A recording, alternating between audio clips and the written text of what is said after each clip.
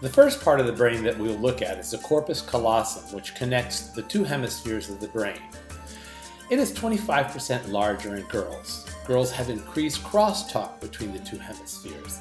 Girls are better at multitasking, and girls are more in tune with senses and their feelings. Now let's look at the brainstem. This is the fight or flight part of the brain, also known as the most primitive part of the brain. Boys possess greater amounts of spinal fluid, so messages move quicker from the brain to the body. Boys tend to respond emotionally quicker as well. The limbic system processes emotions and our sensorial memory. It increases emotional memory. This is less active in boys and more active in girls. Girls read emotional cues and respond to them better than boys. The hippocampus is what converts memory from working to long-term. In females, this is larger. They also possess faster neural transmissions, and girls have increased memory storage with faster transmission of information. The amygdala processes emotions, especially fear and anger. This is larger in boys and smaller in girls. Its proximity in boys to the hippocampus results in tagged emotional content. Boys tend to display impulsive responses. Boys display more aggressive behavior and tendencies. Girls attach more emotional sensory details and remember longer, but they hold grudges longer as well. They seem to write stories easier when words are the only inspiration. The cerebral cortex, where serious functions of the brain take place, like thinking, speaking, and recalling. Boys process information slower. They are also slower at multitasking and making transitions. Boys have less access to verbal responses. Meanwhile, girls have more connections between neurons. Girls also possess a 20% increase in blood flow. Girls possess an increased natural connectivity between hemispheres. They can move information quicker. Girls make faster transitions. Girls multitask faster. And girls have access to verbal responses better in reading and writing and complex speech. Finally, the cerebellum, the doing center part of the brain. This is larger in boys, combined with 15% more spinal fluid, which moves messages quicker between the brain and the body with less impulse control. Boys learn better when their bodies are in motion. Boys can be more disruptive, impulsive when forced to sit still. Girls, on the other hand, can sit longer. They are less disruptive, and girls can learn easier while sitting still. When it comes to language processing, boys' brains have more cortical areas dedicated to spatial mechanical function. On an average, they use half the brain space girls use for verbal emotive functioning. Boys' spatial mechanical functioning makes them want to move objects through space. Meanwhile, girls have more cortical areas devoted to verbal function, sensual memory, sitting still, listening, tonality, mental crosstalk, and the complexities of reading and writing. Girls also experience 15% more blood flow in their brains. The female brain tends to drive itself towards stimulants, such as reading and writing, involving complex texture, tonality, and mental activity.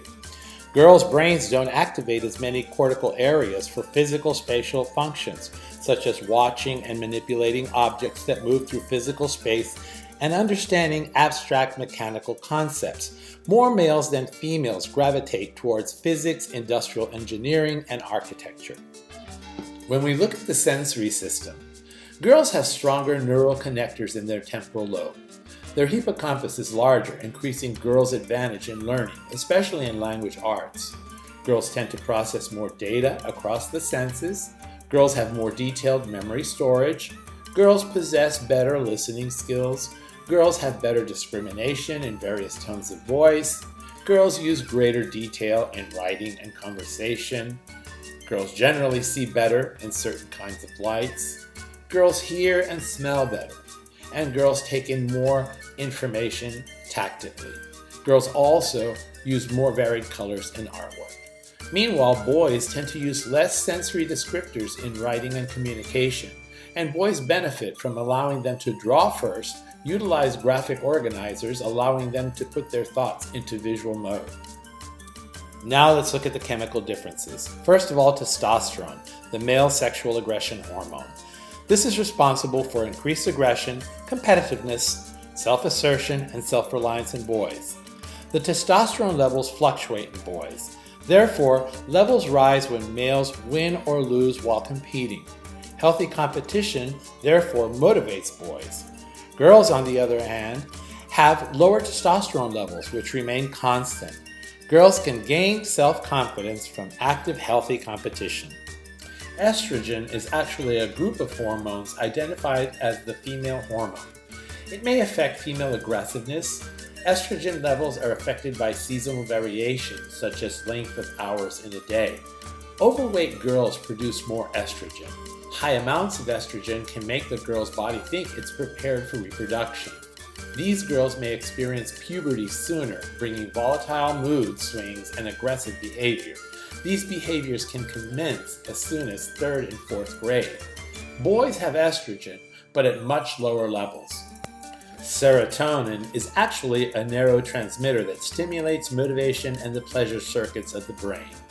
Girls have a higher level, as much as 30% higher, making them less likely to fight in a conflict. Boys, once angered, have less serotonin to help them calm down. A kind, supportive adult in this situation is more helpful than one that forces them. Dopamine is also a neurotransmitter that stimulates motivation and pleasure circuits in the brain. Dopamine controls our movement. Too much equals uncontrollable movements, such as twitching, tapping, picking, etc. Too little equals we can't move or control our movements well. Dopamine controls the flow of information between areas of the brain, especially memory, attention, and problem solving. When boys are revved up, their lower levels of serotonin makes it hard for them to come down. Boys can spiral out of control when revved up. Teachers need to find a balance for a dopamine rush from learning, but in a structured environment that can manage enthusiasm. Oxytocin, known as the tend to befriend hormone. This is responsible for formation of trust. Girls have higher levels throughout their lifetime. Girls are also biologically driven to maintain relationships, even bad ones they should let go of. Girls are motivated to establish relationships with teachers and peers. Girls enjoy pleasing the teacher. Boys are less chemically driven to establish and maintain relationships, and they may not see their behavior having a direct effect on the relationship with their teachers or peers. Now let's look at the brain hemisphere differences. Girls' preference is the left, which connects to the right side of the body. Girls process information sequentially and analytically. They generate spoken language easier. They have more access to verbal resources. They respond more centrally to external stimuli. And the left side of the brain recognizes words and numbers when the numbers are spoken as words. Let's look at the brain hemisphere differences in boys.